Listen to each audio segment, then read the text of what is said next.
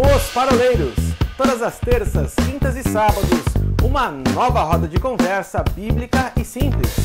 Vambora, que hoje é dia de parola! Estamos de volta mais uma vez ao canal dos Paroleiros para mais uma roda de parola, seguindo aqui o bloco 2 da parola 72, a segunda, sobre o tema solas. Nesse mês de outubro, nós estamos falando sobre a Reforma Protestante. Se você não viu o primeiro vídeo, corre lá, a gente deu uma palhinha, uma introdução sobre o que seriam esses 5 pilares da Reforma. Mas antes da gente começar a primeira, que é, né, sola escritura, uma coisa a gente quer deixar aqui para vocês, né? A ordem que nós falamos das solas, ou a ordem que você vai encontrar nas suas pesquisas de internet, né? Sola Escritura, Sola Gratia, Solo Christus, Sola Fide, Sola Deo Gloria, não necessariamente expressam uma ordem de importância. Acho que isso é importante a gente tá ressaltando, né? Não significa que é em primeiro esse, segundo aquele, terceiro esse. É simplesmente uma ordem pela qual Lutero escreveu na época e isso é repetido até hoje, tá? Mas não se trata de uma questão de importância, tá? Então, vamos começar este bloco, meninos, falando sobre sola escritura, né? E aí, puxando novamente aquela questão, aquela ilustração que a gente trouxe no finalzinho do bloco passado, a gente fala sobre tirar os excessos, né? E voltar à essência das coisas. Sola escritura, o Paulinho falou sabiamente no começo do bloco passado, que era não comparar a tradição da igreja e colocá-la em pé de igualdade à importância das escrituras. É isso mesmo, né, Paulinho? É isso. É isso. A tradição da igreja, a tradição papal, né, o próprio papel sacerdotal. A gente tem que lembrar que essa igreja é uma igreja que vem de uma descentralização do poder, né? E quando eu falo poder aqui, eu estou falando poder em duas perspectivas. O poder político, uma vez que a igreja ela vinha de uma tradição estatal, né? E o poder, determinação do transcendental, determinação de quem é salvo e quem não é, né? A palavra papal colocada como palavra decisiva, inclusive em questões doutrinárias. Só para se ter uma ideia, aonde imaginava-se estacionar esse poder, como a gente lê Atos 15 é um texto que a gente cita bastante aqui, porque diz respeito ao primeiro concílio da Igreja Cristã, o concílio de Jerusalém, né, aquela questão de que Paulo e os demais colegas de viagem missionária dele vão resolver em Jerusalém e precisam de um cânon conciliar, de um resultado por escrito, que no final é dado por Tiago, irmão do Senhor Jesus, para ser distribuído entre as igrejas. Então, aqui é atribuída a autoridade papal, é meio que uma autoridade como foi a autoridade de Tiago, né? Ou como era esperado que fosse a autoridade de Pedro, porque o presidente daquele concílio era Pedro, mas quem edita o documento é Tiago, né? A autoridade que espera-se que fosse a autoridade apostólica, né? Assim como Tiago a exerceu. Então, nós temos um problema doutrinário. Quem resolve esse problema? O Tiago resolveu, o Pedro resolve. Então, na ideia de sucessão apostólica, o Papa resolve, né? E nós estamos falando de uma época na qual que a herança, né, não acontecia mais, mas uma época que a herança era de bispos serem concorrentes em visões doutrinárias e determinações doutrinárias, né? Então, a quantidade de puxadinhos que foram inseridos à palavra, né, de ranchinhos que foram acoplados à palavra, ela foi enorme. Então, a necessidade de Lutero fazer, como você falou na parola passada, bater o espanador e tirar os excessos, era uma necessidade urgente. Ele faz isso através de muitas das 95 teses, mas em uma das solas, né, e quem sabe o carro-chefe das solas, como você disse, não o mais importante, mas o carro-chefe, porque quem sabe todas as demais se apoiem nessa, né, ele vai dizer, não, o que deve determinar o que é corpo doutrinário da igreja cristã é a própria palavra reconhecida como palavra canônica cristã. Palavra que faz parte do cânon, né? Reconhecido como cânon cristão, como cânon bíblico. Will? buscando aqui uma informação, porque quando nós vamos ver Lutero, ele se levanta, né? Em 1517, se eu não estou enganado, né, Paulinho? Perfeitamente. E a Contra-Reforma, ela acontece em 1545, quando acontece logo em seguida o Concílio de Trento. E o Concílio de Trento, ele coloca nada mais, nada menos que 15 livros a mais na Bíblia, que são os apócrifos, né? E nós aqui não estamos para atacar, nós só estamos trazendo questões. Basta você consultar o teu professor de história, se você tem um filho e está ensinando ele aqui nesse momento de pandemia, pega o livro de história dele lá e você vai ver que isso não é nada fora do que os livros de história já demonstram. E ele vai dizer exatamente isso, né? Ele vai agregar os livros apócrifos ali. Então, ou seja, veja como foi importante o posicionamento de Lutero em querer combater isso. E o erro, eles buscam persistir, né? A história da igreja vai demonstrar que assim, eu não quero abrir mão da indulgência, eu não quero abrir mão de preceitos que eu criei de forma de tradição, enfim, não quero abrir mão disso e ainda vou colocar mais elementos sobre isso, né? Então, não é à toa que depois a gente vê que logo após as 95 teses, Lutero é perseguido, e é por isso que eu insisto aqui em falar que quando eu vejo a história de Lutero, eu vejo a mesma história de Paulo, né?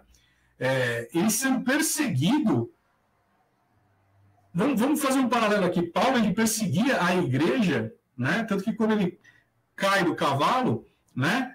Deus fala assim, por que você está indo contra mim? E ele fala assim, não é contra você que eu estou indo contra os cristãos, então só está indo contra mim. E aí você vai ver que, na verdade, ele defendia um tipo de evangelho. Mas quando ele recebe a revelação da palavra, ele começa a defender o evangelho puro, a sã doutrina, que ele vira para Timóteo e fala, olha, você tem que pregar a sã doutrina, cultive a sã doutrina, guarde a sã doutrina. E Lutero, ele vai fazer exatamente isso. Ele vai falar assim, olha, agora, daqui para frente, eu tive uma revelação, eu tive uma inspiração, nada pode ir contra isso que eu tive de experiência com Deus. Aquele pecado que eu tenazmente buscava me desvencilhar, agora eu entendi que é pela graça. Eu entendi, através da Escritura, que não é porque eu tenho uma questão de indulgência, nada disso. Não, pelo contrário, a palavra está me dizendo. E aí ele passa a ser um defensor do Evangelho. Ele passa a ser, então, um defensor com unhas e dentes disso. E aí ele começa a ser perseguido de tal forma que ele sai daquele ambiente dele. E aí, infelizmente, é isso que eu estava buscando aqui, infelizmente, mesmo diante de tudo isso, de provas irrefutáveis a respeito, vem então a história e nos conta a respeito da Contra-Reforma. Ou seja, que vai se levantar contra algo que não se sustenta, né? E aí, eu sei que nós vamos ter uma parola específica sobre isso, mas, de fato e de verdade, hoje, quando nós olhamos, nós vemos aí uma deturpação de conceitos que temos que levantar Lutero no dia de hoje para defender de novo as Escrituras tal como ela é. Tem para mim isso, porque, de fato, é muito louco essa história toda, né? Uma pessoa se levanta para defender aquilo que, por si só, ela já se explica, mas aí colocamos tradições. E a pergunta é, por que se coloca tradições? Por que eu quero agradar o coração do homem e não agradar o coração de Deus?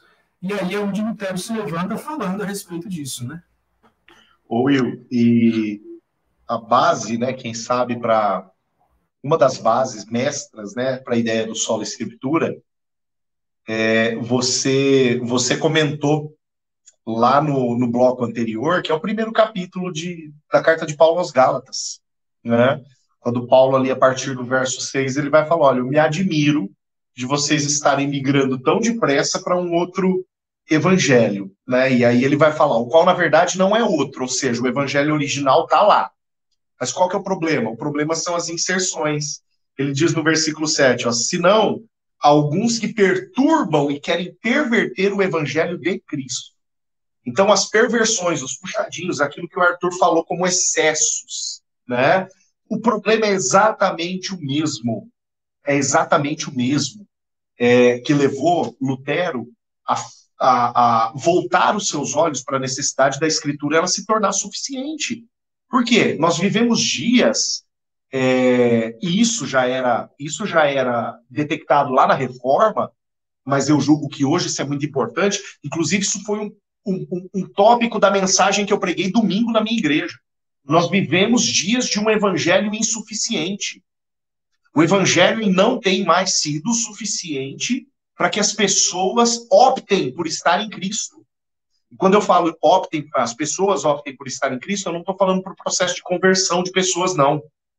Eu estou falando de crentes que dentro da igreja vão se desviando como os Gálatas desviaram e que, pelas suas preferências, vão fazendo com que o evangelho seja insuficiente para que elas permaneçam e cresçam no Senhor.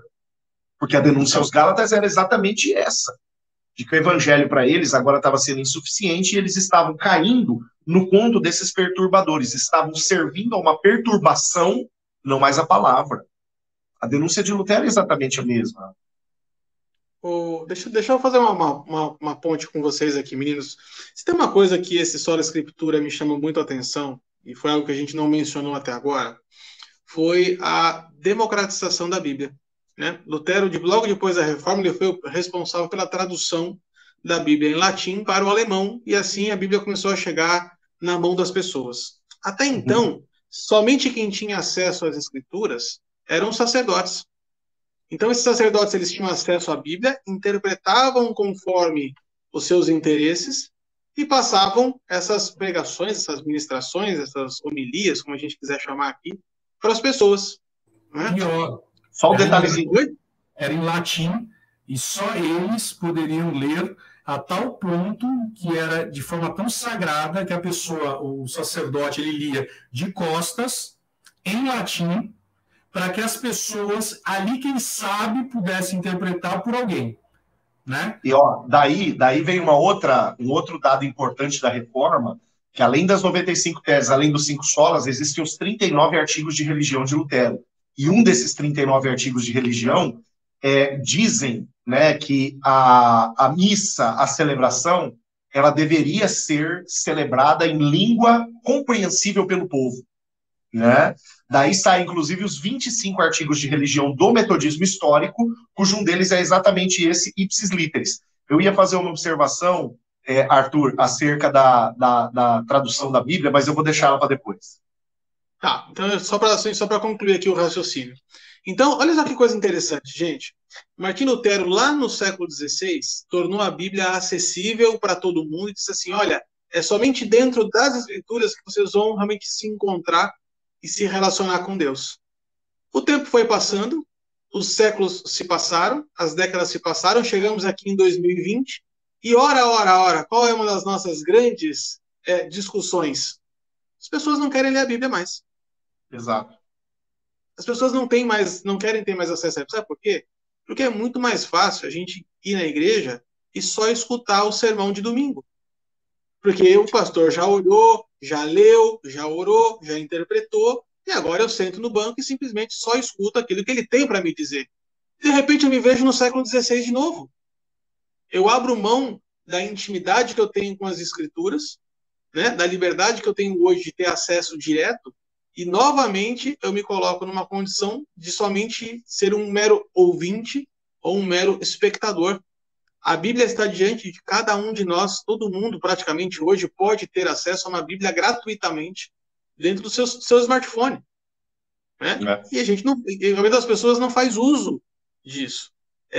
E aí eu quero fazer uma segunda provocação aqui, para a gente dar essa sequência aqui, a respeito da equiparação das literaturas. Né? Quando a gente fala de sola escritura, ou seja, somente a Bíblia é a nossa base de fé, vocês perceberam como a literatura cristã tem aumentado absurdamente? E aí eu me incluo nisso, porque eu escrevi um livro, né? Mas o consumo de livros cristãos aumenta, eu acredito que de forma mais intensa até necessariamente do que a leitura das próprias escrituras. Muitos estão optando por ler livros que citam as escrituras porque não leem as escrituras. Eu tenho conversado com algumas pessoas que falam assim, não, eu leio bastante livro. Eu falei, mas e a Bíblia? Não, a Bíblia eu não consigo ler, eu consigo ler só os livros que citam a Bíblia. Que coisa interessante, né? Olha, duas informações interessantes. Essa informação eu ouvi ela de uma fonte altamente confiável, ali pela metade do ano passado, né, no primeiro momento de choque da pandemia.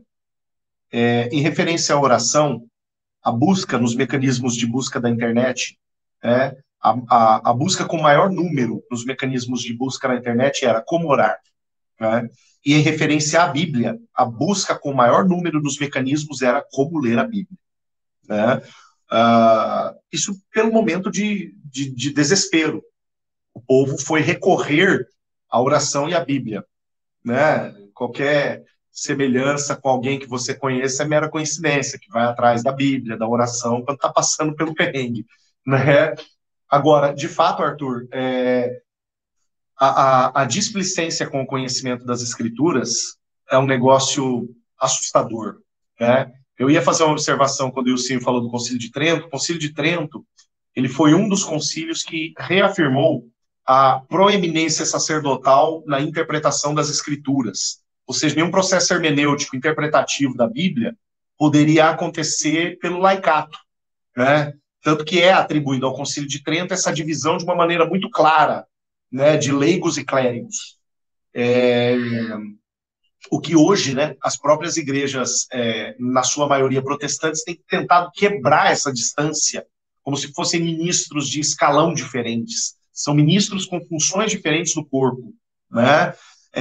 Mas todos com a sua importância, e dizer que, ao contrário disso, seria discordar daquilo que o próprio apóstolo Paulo, que é quem insere a ideia de corpo na Bíblia, fala. Mas lá naquele concílio, foi reafirmado, na verdade, a proeminência do sacerdote no processo hermenêutico bíblico. Sabe quando isso foi retirado? Só o sacerdote pode interpretar? Nunca. Nunca foi retirado. Esse assunto nunca foi revisto. Pelo menos na igreja de governo papal, continua sendo um crime o cidadão abrir a sua Bíblia e interpretá-la por si, ir além do que aquilo que a doutrina, o dogma e a compreensão sistemática da igreja pressupõe, né? E o rompimento de Lutero com essa perspectiva de um peso de dogma equivalente ao peso de escritura é um rompimento do qual hoje nós deveríamos desfrutar com maior intensidade e acabamos não fazendo. A ideia do sacerdócio universal de todos os crentes, que é uma ideia trazida à baila pela reforma, ela é esquecida, ou, no mínimo, deixada para segundo ou terceiro plano. Né? E essa realidade precisa, de fato, voltar às prioridades, aos solas dos crentes modernos, né? Eu sinto até triste com tudo isso. Não, na verdade, eu estava buscando aqui o versículo do livro de Daniel, que fala que no final dos tempos o conhecimento ele cresceria. E aí, falando sobre essa parte aí, eu creio que, na verdade, Deus está num propósito de alimentar as almas de tal forma que essa revelação está vindo à tona, de tal forma que hoje você pega, por exemplo, filmes que têm trazido questões bíblicas, né? Nunca um filme como A Paixão de Cristo, nós já vimos muitos filmes de Paixão de Cristo, mas esse do Mel Gibson, quantas pessoas não se converteram? Né? Você pega depois os deuses do Egito, depois você pega Êxodo, depois você pega sobre o filme de Noé. Então você vê que é como se Deus estivesse trabalhando, dizendo o seguinte: bom, já que as pessoas não estão buscando a palavra, então eu vou trazer um nível de inspiração para que as pessoas, de uma certa forma, acabem se envolvendo com isso. Né? E esse livro de Daniel vai dizer que, no final do tempo, o conhecimento ele ampliaria. E a revelação da palavra é progressiva. E aí, querendo deixar aqui algo para você que está nos assistindo e nos ouvindo. Se você quiser entender um pouco sobre essa questão aí, como funcionava nesse período, tem um filme muito bom chamado O Nome da Rosa, com Sean Connery, que eu recomendo que você assista, porque vai mostrar exatamente isso que nós estávamos falando sobre a questão da literatura, como era escrita a Bíblia, como era proibido até pessoas tocarem na Bíblia, né? Eu lembro de uma cena que a pessoa vai lá pegar uma pena e a pena estava envenenada, porque, na verdade, somente uma pessoa escriba que podia tocar naquilo. Assista e você vai entender. E, de novo, nós não estamos aqui com o propósito de ofender, mas de trazer um esclarecimento e luz sobre esse tema. Maravilha. Só para até trazer informação complementar, O Nome da Rosa é um filme de 1986, baseado num romance de Umberto Eco, de 1980. Então, uma obra aí já de muitos Nenhum anos. de nós era nascido. Nenhum de nós era nascido naquela época. Você estava aprendendo a escrever ainda, Paulinho. Chegamos ao final, então, deste segundo bloco da Parola 72. Dessa vez falamos sobre Sola Escritura. No sábado estaremos de volta para falar um pouquinho sobre outra sola, Sola Gratia. Esperamos vocês lá. Um abraço, meninos, e até